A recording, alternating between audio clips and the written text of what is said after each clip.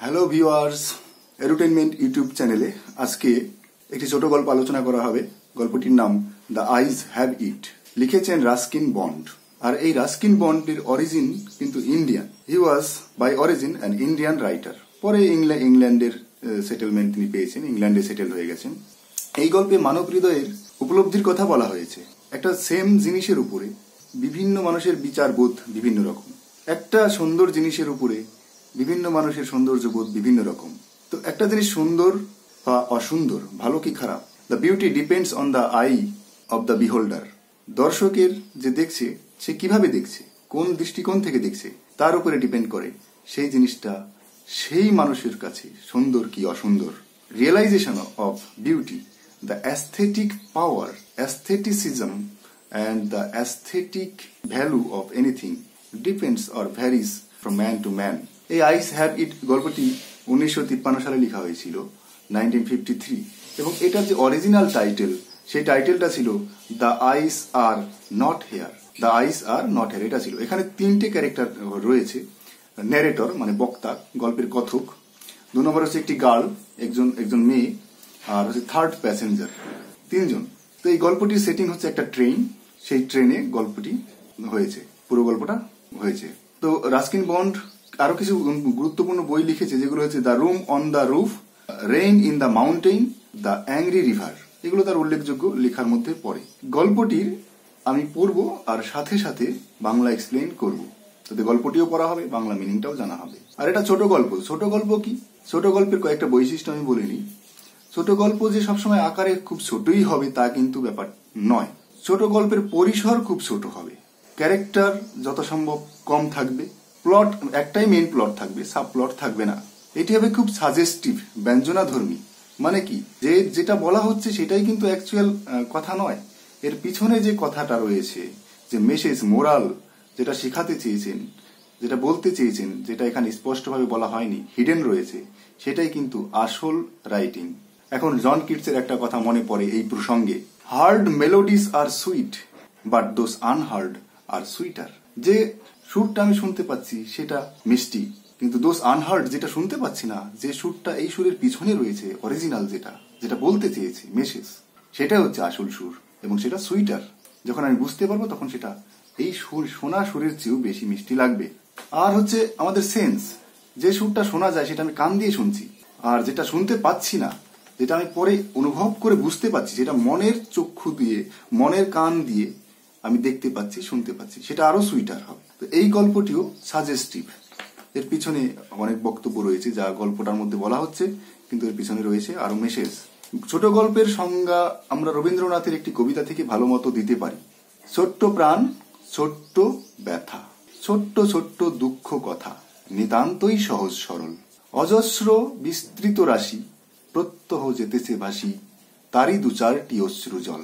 নাহি বর্ণনার ছটা, ঘটনার ঘন ঘটা, নাহি তত্ত্ব নাহি উপদেশ, অন্তরে অতৃপ্ত রবে, সাঙ্গ করি মনে হবে, শেষ হয়েও হইল না শেষ।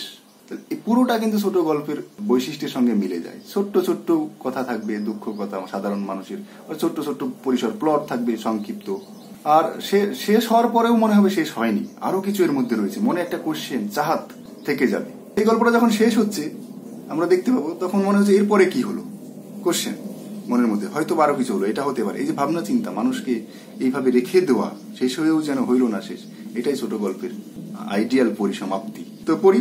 ন্যারেটর এখানে কথা শুরু করছেন। আমার কাছে একটা বই আছে, এই বইটা দেখে আমি গল্পটা পড়ছি। I had the train compartment to my self up to Rohana, ROHANA। রোহানার দিকে একটা ট্রেন যাচ্ছে, সেই ট্রেনে আমাদের গল্পের যে কথক, ন্যারেটর, সে যাত্রা করছে। দেন এ গার্ল গট ইন, তারপর একটা মেয়ে উঠলো ট্রেনে।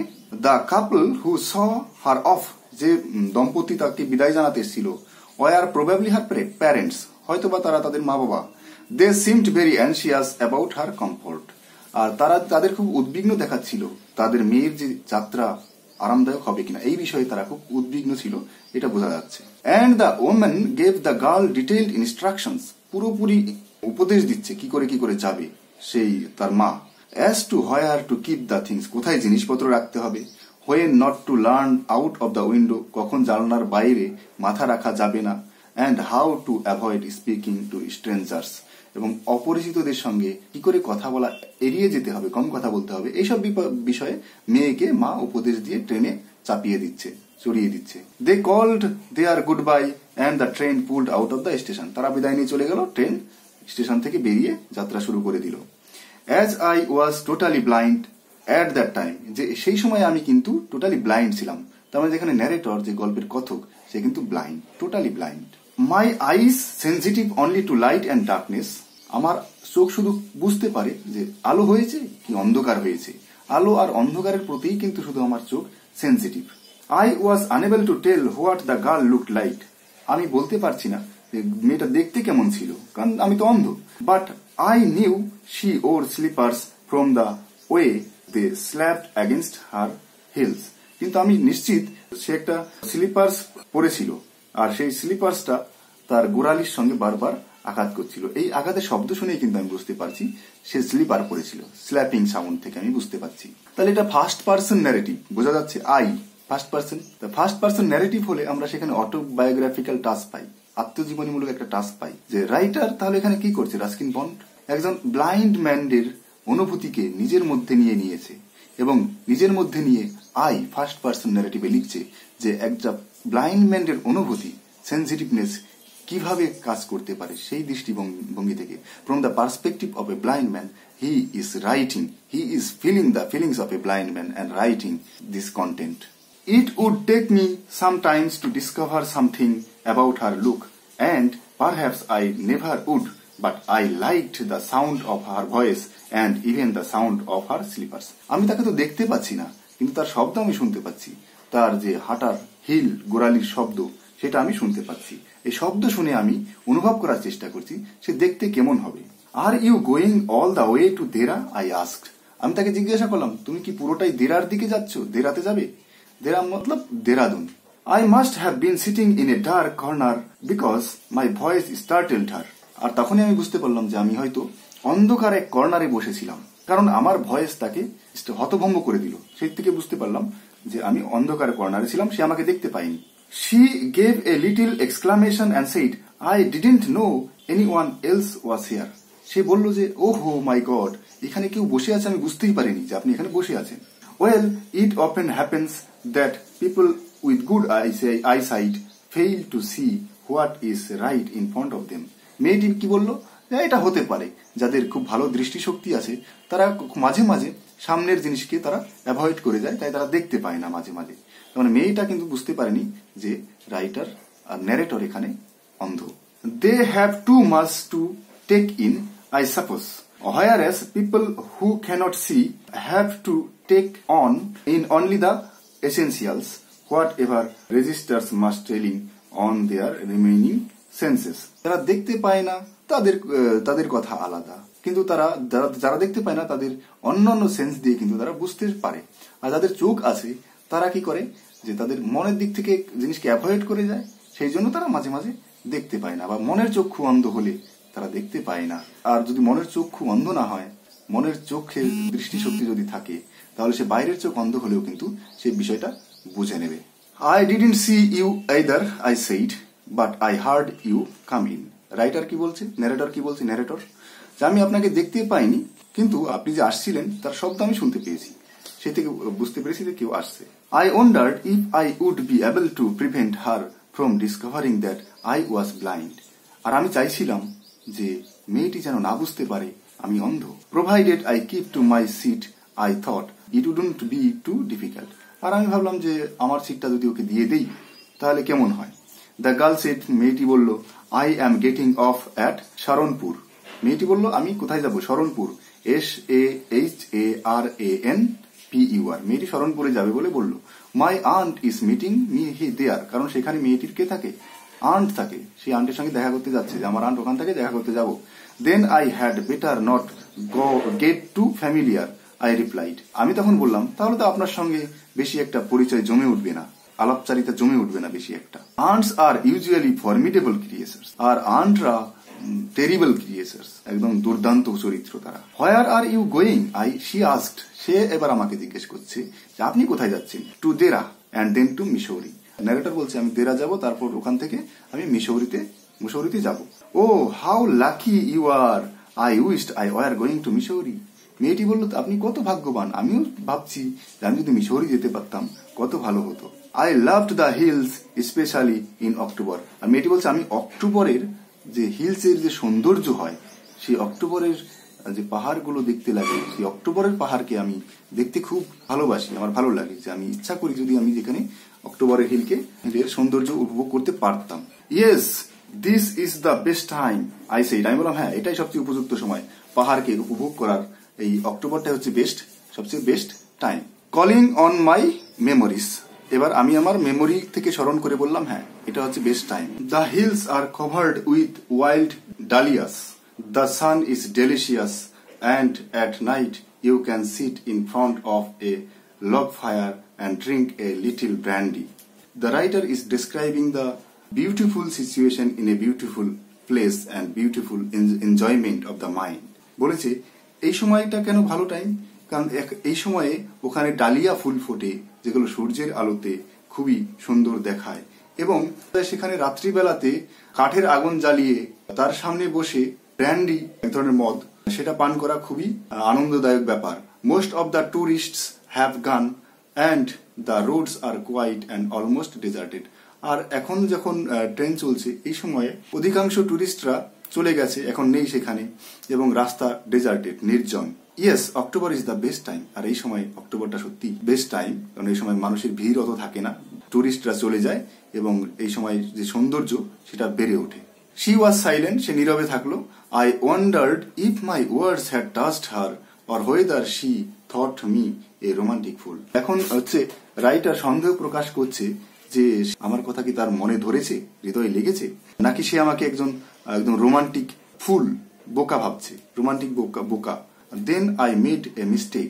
তারপর আমি একটা ভুল করে বসলাম। কি ভুল? What is it like outside I asked. তারপর আমি জিজ্ঞেস করে বসলাম যে বাইরের দৃশ্যটা এখন দেখতে কেমন লাগছে। এটা জিজ্ঞেস করা সত্যি বোকামি, কারণ সে তো ধরে ফেলবে যে এই লোক হচ্ছে ব্লাইন্ড, বাইরের দৃশ্য দেখতে পাচ্ছে না, কিন্তু সেটা হলো না। She seem to find nothing strange in the question. আমার কোশ্চেনে সে মনে হয় ততটা স্ট্রেঞ্জ, অদ্ভুত কিছু খুঁজে পেল না, বরং সে আরো উল্টো দিকে বলল, had she noticed already that I could not C.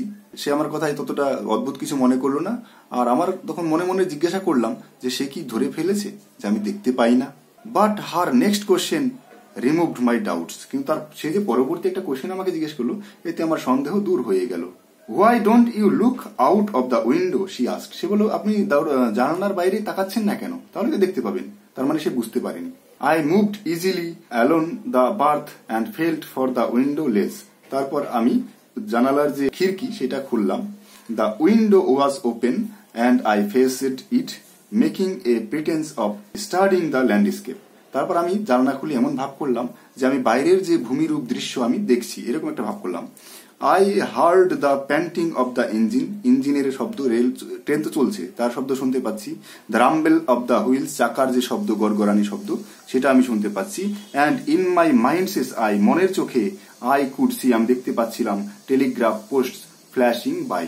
আমি মনের চোখ দিয়ে দেখতে পাচ্ছিলাম যে টেলিগ্রাফ পোস্টগুলো কি করে পিছনে পড়ে যাচ্ছে, ট্রেন সামনে এগিয়ে চলছে। In my imagination, I was doing all this. Have you noticed?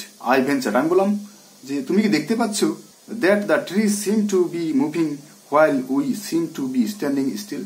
তুমি কি বুঝতে পারছো যে মনে হচ্ছে গাছগুলো পিছনের দিকে চলে যাচ্ছে আর আমরা স্থির অবস্থায় বসে রয়েছি। That always happens, she said. সে বলল যে এটা সবসময় হয়, ঘটে। Do you see any animals? মেয়েটি জিজ্ঞেস করলো আপনি কি বাইরে কোনো প্রাণী দেখতে পাচ্ছেন? আমি বললাম no. I answered. আমি বললাম না, quite confidently. বললাম না, একদমই দেখা যাচ্ছে না কোনো animal. I knew that there were hardly any animals left in the forest near Dera. আর আমি জানতাম যে দেরার নিকটে প্রাণী খুবই কম দেখা যায়।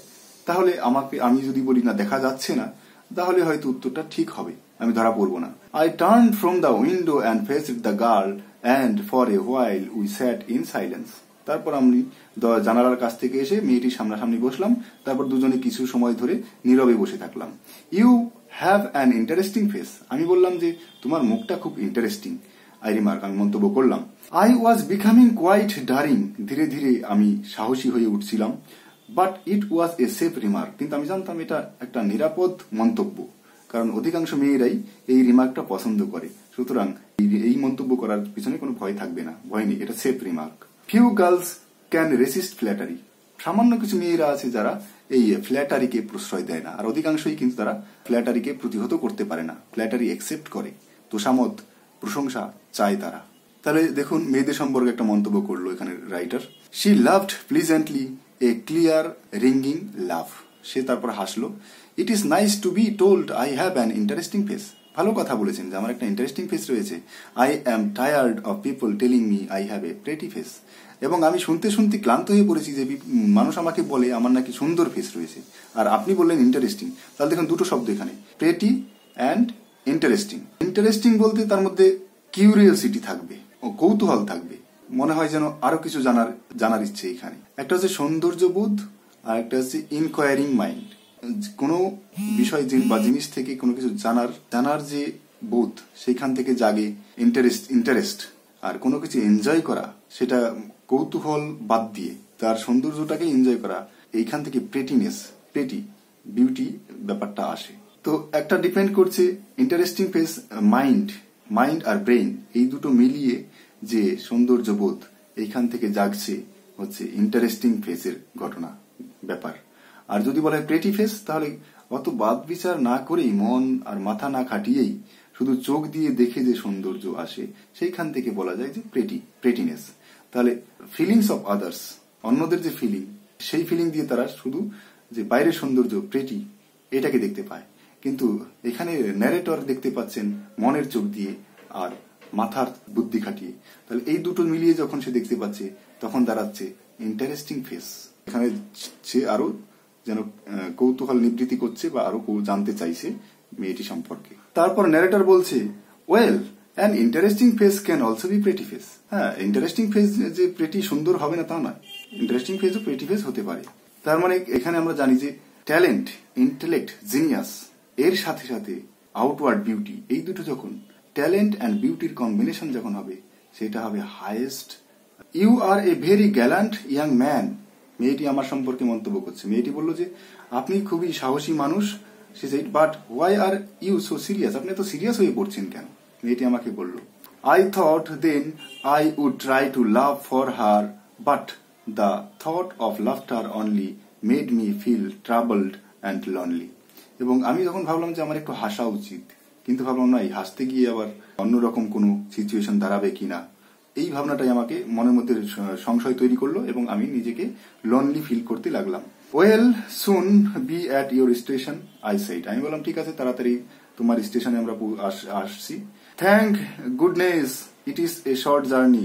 তারপর সে ভগবানকে জানাচ্ছে মেয়েটি যে ভগবান ধন্যবাদ যে এটা অল্প সময়ের জার্নি ছিল। I can't bear to sit in a train for more than 2 or 3 hours। আমি 2-3 ঘন্টার বেশি ট্রেনে বসে থাকতে পারি না। এখান থেকে আবার নেক্সট ভিডিওটা শুরু করব বাকি পার্ট দিয়ে, কারণ লং ভিডিও হলে আপনাদের বোরিং লাগবে। Thank you.